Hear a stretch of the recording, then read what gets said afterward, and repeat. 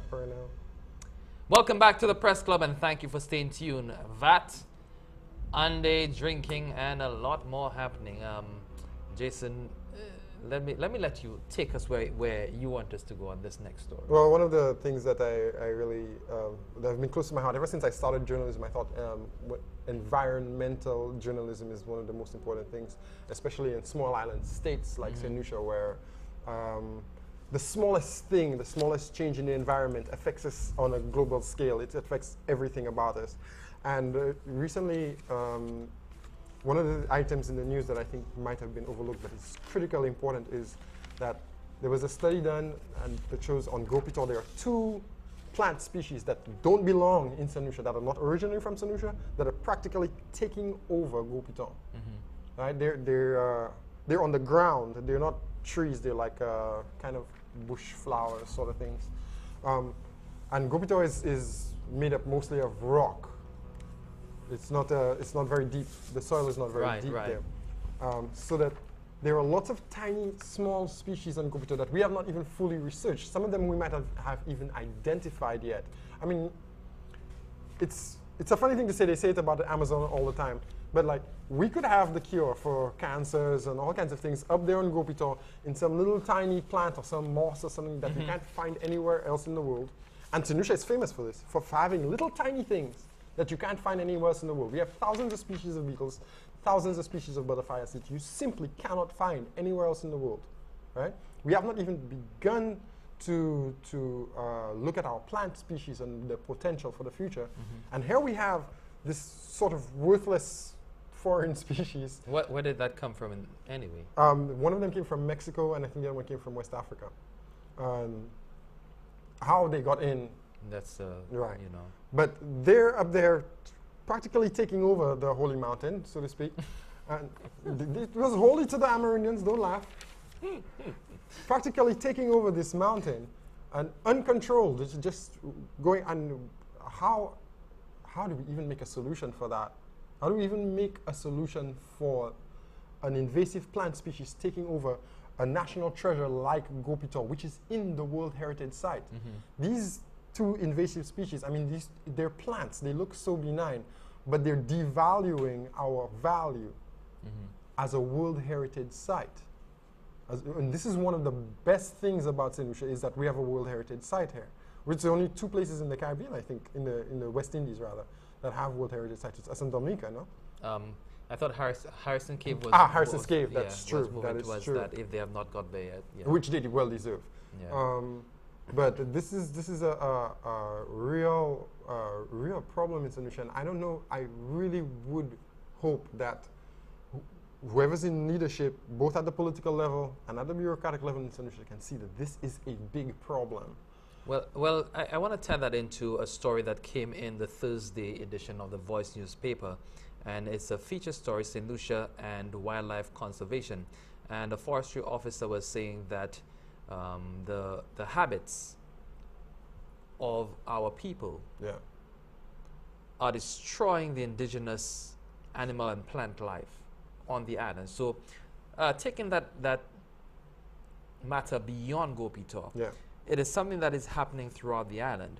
And in that article, they're talking about how the buildings that we have, you know, home construction and, you know, construction for commercial enterprises and stuff, these are affecting the habitats. Now, many people will not take it on their own to say, oh, well, I cannot clear that spot because I'll do a little study to find out what's there first before I just wipe it all out. Yeah, we stand on a spot, we say, wow, what a great view. Come on back, oh, let's clear. Let's clear the bush. Yeah. It's all just bush to us. Exactly. Right.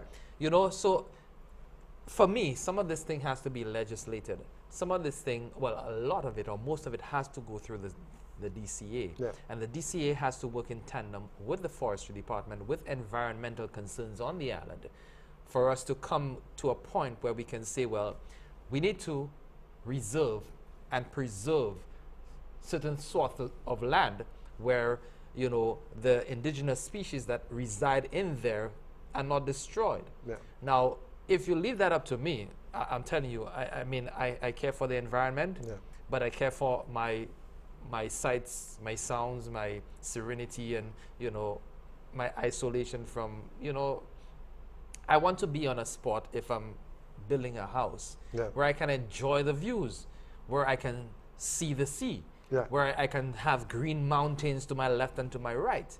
But I'm not considering all those environmental issues when I'm doing that.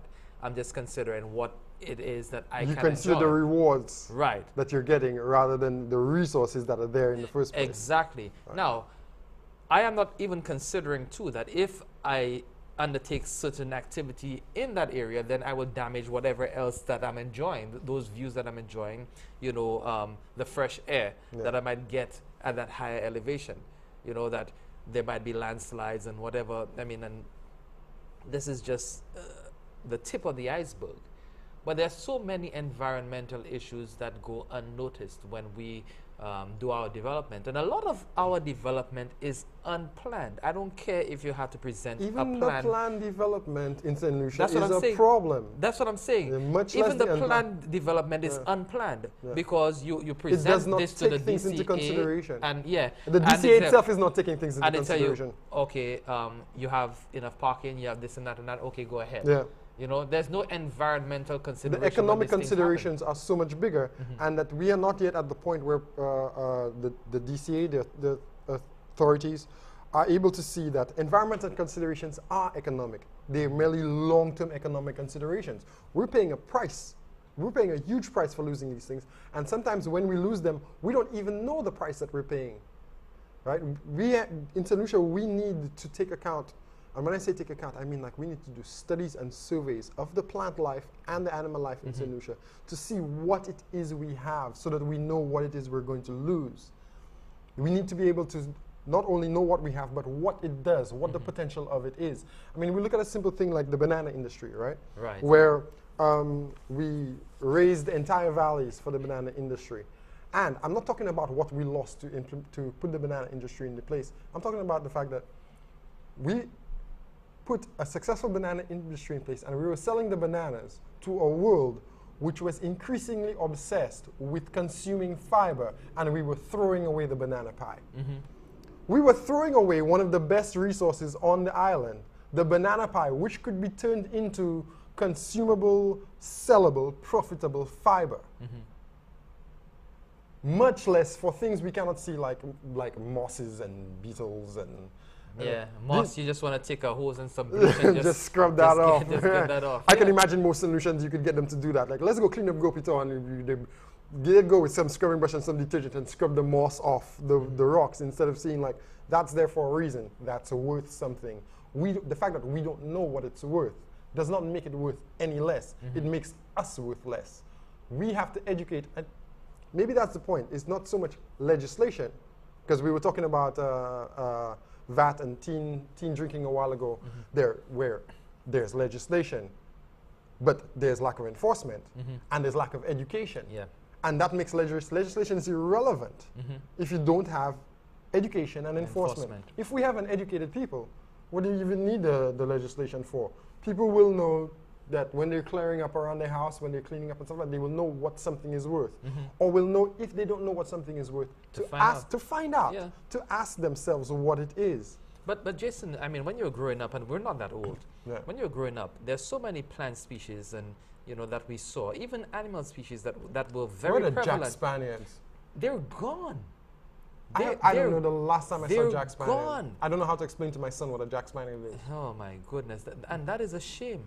And so many little plants that we saw around the place, and you're like, if you see one, if you go into some remote area and you say, wow. Wow, look at that.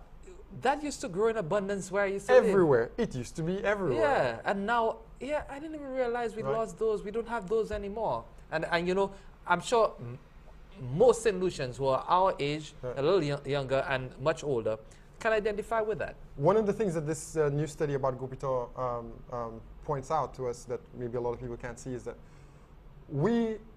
it's easy to tell the difference between an indigenous animal species and a non-indigenous animal species, right?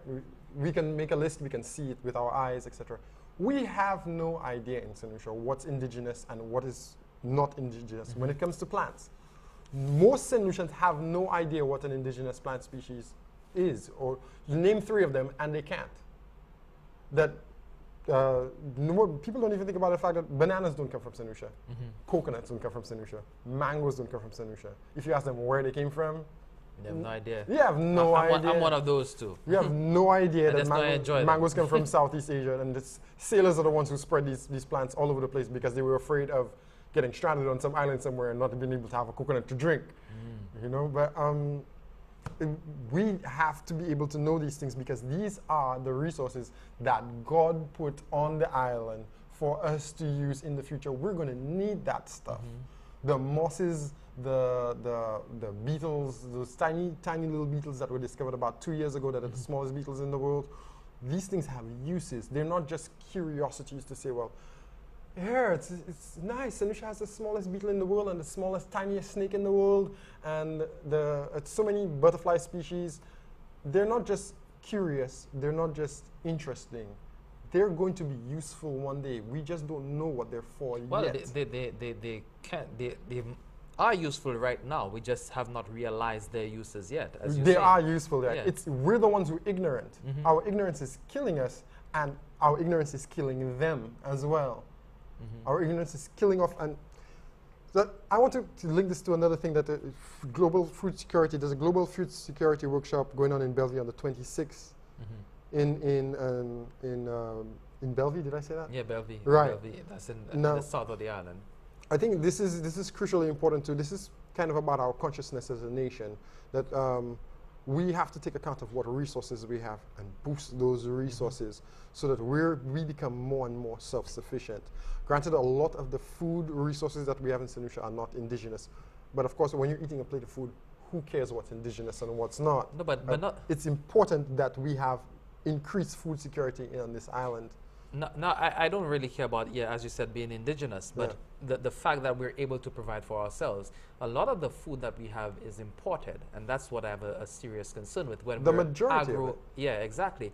When we're an agro-based economy, or we're just moving towards tourism, but we have been an agro-based economy for a very long time, and yet we cannot produce enough food to feed our people. We're in dire straits. I was having a discussion with the Minister for Agriculture some time ago. That's just when he came into office. I was telling him food security is going to be one of the biggest trump cards that you would have for your ministry. Because if you can get a handle on food security for St. Lucia, you would have put St. Lucia in a position where we will be the envy of the world for a very long time. If we're able to supply our needs as far as food is concerned, then everything else will fall into. You can't have tourism if you don't have food. You cannot have health if you don't have food, right? Yes. Food is a foundational. I think it actually affects the price of the imports.